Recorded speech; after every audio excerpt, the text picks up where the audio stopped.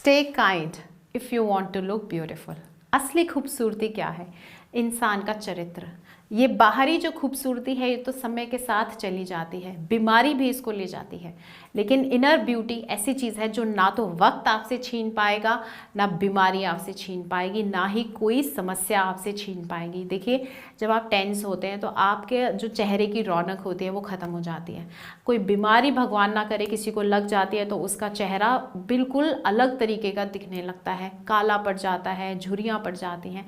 और एजिंग तो एक ऐसा प्रोसेस है जो सबके साथ होना है, और बुढ़ापे में आते आते हमारा चेहरा, हमारा शरीर एकदम अपनी सुंदरता खोने लगता है। तो क्या चीज़ ऐसी रियल ब्यूटी है जो हमारे साथ हमेशा रहती है? अच्छे विचार हैं, नो डाउट। उसमें से एक चीज़ है काइंडनेस, दयालु। अगर आप दयालु हैं या दयावान हैं और काइंड हैं तो आपका चरित्र जो है बहुत अच्छा होता जाएगा, क्योंकि एम्पैथी शो करने के लिए, दूसरे की भावनाओं को समझने के लिए, दूसरा क्या सोचता है, और इन सब चीज़ों को ग्रहण करने के लिए एक ही चीज़ चाहिए, दया। आपको दया करनी आती है तो आप सामने वाले की परिस्थिति समझ पाएंगे, उसके दुख को समझ पाएंगे और उसकी मदद भी कर पाएंगे।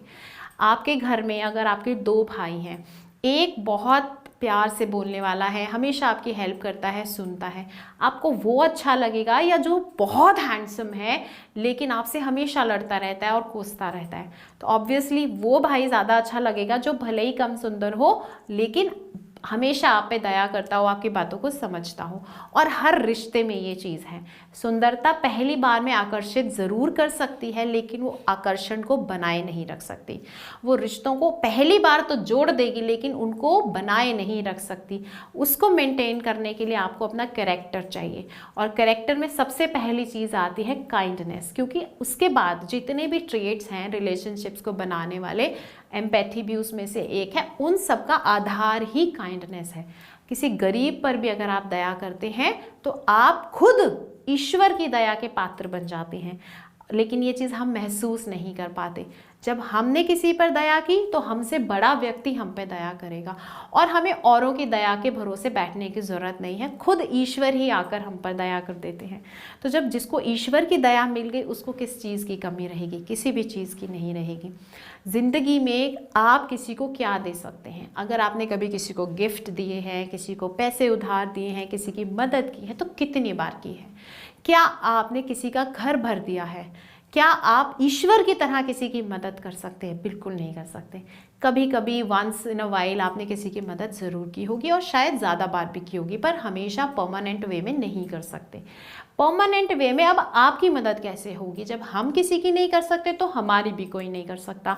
तो हमें किसकी परमानेंट दया मिल सकती है? उस ऊपर वाले की दया हमें परमानेंटली मिल सकती है, लेकिन उसको पाने का एक तरीका है कि आपको दूसरों पर दया करनी है। अब देखिए, एक व्यक्ति है, वो राजा के दरबार में जाता है और वो राजा का कर्जदार था।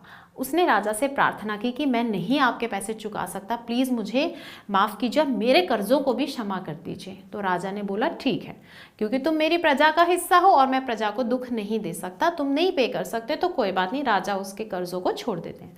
अब वो व्यक्ति निश्चिंत होकर बाहर आता है राजमहल से और सोचता है चलो फ्री हो गया, अब तो मेरे कर्जे राजा ने माफ़ कर दिए और अब फ्री। जब वो घर पहुंचता है तो अब उसका कर्जदार उसके पास आता है। वो बोलता है कि सेठ जी, मैं आपका कर्ज नहीं चुका पा रहा हूँ, आप मुझे ये वाला कर्ज मेरा माफ़ कर दीजिए। तो वो गुस्से में आ जाता है, ऐसे कैसे माफ़ कर दूँ? मैंने इतनी मेहनत से ये कमाया है, मैंने क्या लुटाने के लिए कमाया है? मुफ्त की तुम्हें तो आदत हो गई है, मैं बिल्कुल नहीं दूंगा। तो अब आप सोचिए, क्या हर दिन हम यही चीज़ ईश्वर के साथ नहीं करते हैं? हम मंदिर, मस्जिद, गुरुद्वारे में जाके हमेशा क्षमा मांगते हैं, हे प्रभु क्षमा करो, मुझसे गलती हो गई, और सारी चीज़ों को इग्नोर करो और मुझे ब्लेसिंग देते जाओ, मेरे भंडारे भरते जाओ। लेकिन वहीं दूसरों की बातें हमने अपने मन में जमा करके रखी हुई हैं।